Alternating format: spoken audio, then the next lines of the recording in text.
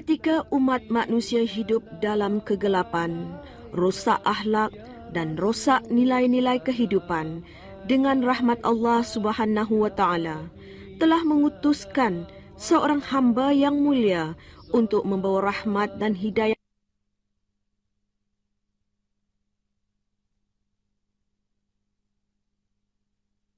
yang kita ketahui sebagaimana dikatakan oleh Isa, sebabkan oleh kesibukan memang Syaitanir rajim.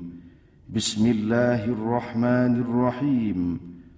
Wa ma arsalnaka illa rahmatan lil alamin. Shadaqallahul azim. Tafsirnya, dan tiadalah kami mengutuskan engkau, yakni wahai Muhammad, melainkan untuk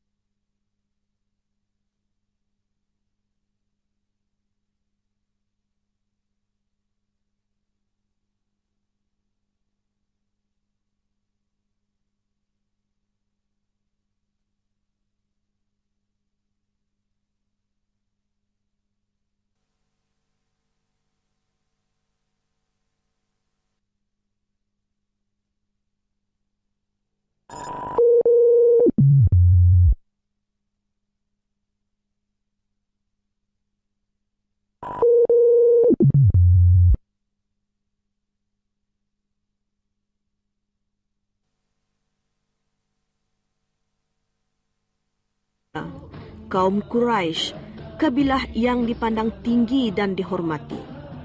Ayahanda baginda ialah Abdullah bin Abdul Muttalib bin Hashim bin Abdi Manaf bin Qusay bin Kilab.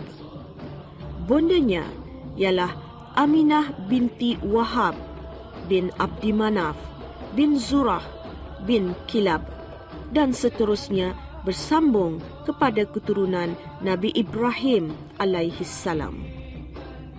Nabi Muhammad sallallahu alaihi wasallam diputrakan di kota Mekah pada waktu subuh hari Isnin 12 Rabiul Awal tahun Gajah bersamaan 20 April 570 Masihi dalam keadaan yatim. Baginda diberi nama Muhammad oleh datuknya Abdul Muttalib. Ayahanda baginda wafat ketika baginda masih lagi dalam kandungan ibunya. Baginda dipelihara oleh bondanya dengan penuh kasih sayang. Kemudian baginda diasuh dan disusui oleh seorang wanita mulia bernama Halimatus Sa'diyah. Ketika berusia 6 tahun, Nabi Muhammad sallallahu alaihi wasallam dibawa oleh bondanya pergi ke Madinah untuk menziarahi pusara ayahandanya dan kubur saudara mara baginda. Dalam perjalanan pulang dari Madinah ke Mekah, bondanya Aminah ditimpa sakit lalu meninggal dunia. Jenazah bondanya dikebumikan di sebuah kampung bernama Abwa yang terletak antara kota Madinah dan Mekah. Dalam keadaan yatim piatu, baginda dibawa pulang ke Mekah oleh pengasuhnya bernama Barakah yang dikenali sebagai Ummi Aiman. Dalam perasaan sedih dan terharu, Nabi Muhammad sallallahu alaihi wasallam diserahkan kepada datuknya bernama Abdul Muttalib yang mengasuhnya dengan penuh rasa kasih sayang. Kesedihan menimpa baginda lagi ketika usianya 8 tahun, datuknya Abdul Muttalib pula meninggal dunia. Semasa Abdul Muttalib sakit, dia telah mewasiatkan kepada salah seorang anaknya, Abu Talib, untuk memelihara Nabi dengan sempurna. Abu Talib adalah abang kepada bapa Nabi. Abu Talib adalah seorang yang mempunyai pengaruh dan terkenal di kalangan kaum Quraisy kerana mempunyai budi pekerti yang mulia dan luhur. Abu Talib mencurahkan kasih sayang kepada Nabi Muhammad sallallahu alaihi wasallam melebihi dari anak-anaknya. Baginda mempunyai sifat amanah dan benar sehingga penduduk Mekah menamakan baginda dengan gelaran Al-Amin, bererti orang yang dipercayai. Semasa dalam pemeliharaan bapa saudaranya Abu Talib, Nabi Muhammad sallallahu alaihi wasallam bekerja mengambil upah mengembala kambing keluarganya dan kambing-kambing penduduk Mekah. Ketika baginda Nabi Muhammad sallallahu alaihi wasallam berusia 12 tahun, Abu Talib membawa baginda berlayar ke negeri Syam, iaitu Syria, untuk berniaga. Semasa singgah di satu tempat yang bernama Subra, seorang padri menemui mereka berkata, sifat kenabian ada pada diri baginda sebagaimana terdapat dalam kitab Injil, dan mengatakan baginda menjadi nabi akhir zaman. Baginda sentiasa dipayungi oleh awan ketika hari panas. Nabi Muhammad sallallahu alaihi wasallam pergi ke negeri Syam, iaitu Syria, buat kali kedua ketika berusia 25 tahun untuk menjalankan perniagaan kepunyaan seorang janda hartawan dan bangsawan Quraisy bernama Siti Khadijah. Baginda ditemani orang kepercayaan Siti Khadijah bernama Maisarah. Baginda menjalankan perniagaan dengan jujur dan bijaksana sehingga menghasilkan keuntungan yang besar. Perkara ini sungguh mengembirakan dan sangat menarik hati Siti Khadijah yang akhirnya beliau meminang Nabi Muhammad sallallahu alaihi wasallam. Dari sini bermulalah sejarah baru dalam kehidupan Nabi Muhammad sallallahu alaihi wasallam. Nabi Muhammad sallallahu alaihi wasallam berkahwin ketika berusia 25 tahun dan Siti Khadijah berusia 40 tahun. Kehidupan rumah tangga baginda sentiasa dalam suasana tentram dan damai yang menjadi contoh teladan dalam masyarakat Mekah ketika itu. Baginda dan Siti Khadijah dikurniakan 2 orang anak lelaki dan 4 orang anak perempuan, iaitu Abdullah, Qasim, Zainab, Ruqayyah, Ummi Kalsum dan Fatimah.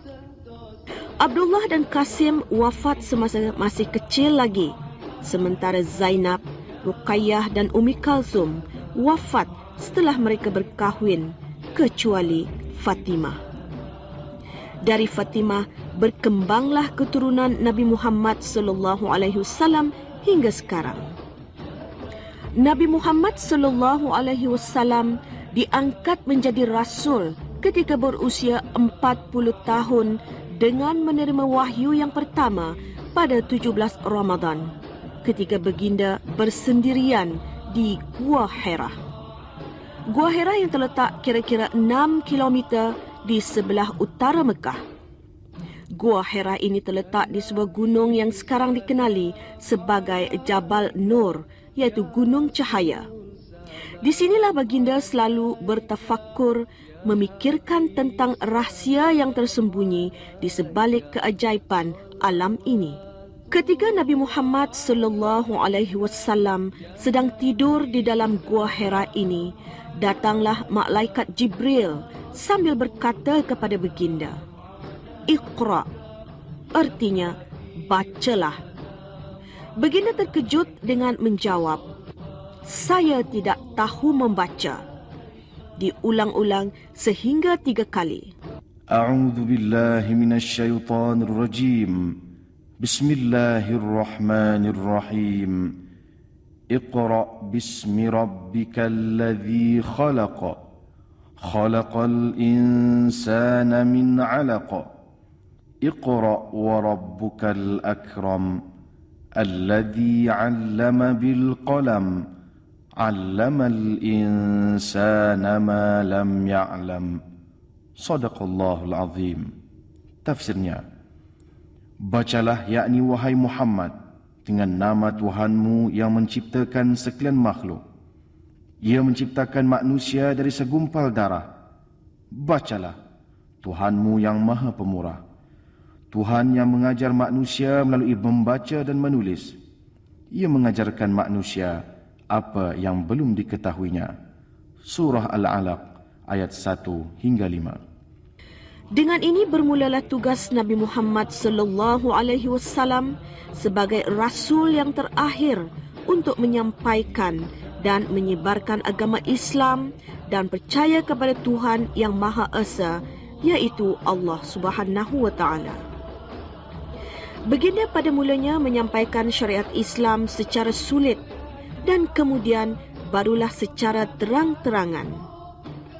Perjuangan baginda selama lebih kurang 23 tahun untuk menunjukkan jalan yang lurus dan benar, walaupun menghadapi berbagai ujian dan cabaran, dan berjuang dengan tabah dan sabar untuk menegakkan agama Allah, iaitu agama Islam. Baginda wafat setelah berusia 63 tahun pada hari Isnin 12 Rabiul Awal tahun 11 Hijrah bersamaan 8 Jun 632 Masihi di Madinah.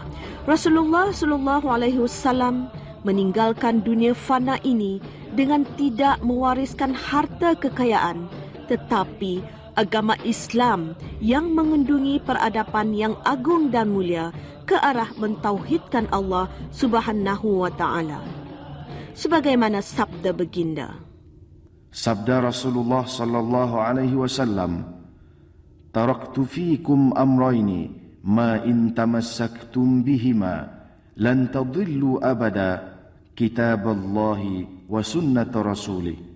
Maksudnya, kutinggalkan untuk kamu dua perkara, tidaklah kamu akan tersesat selama-lamanya selama kamu masih berpegang kepada keduanya, yaitu kitab Allah yakni Al-Quran dan sunnah Rasulnya yakni Al-Hadis.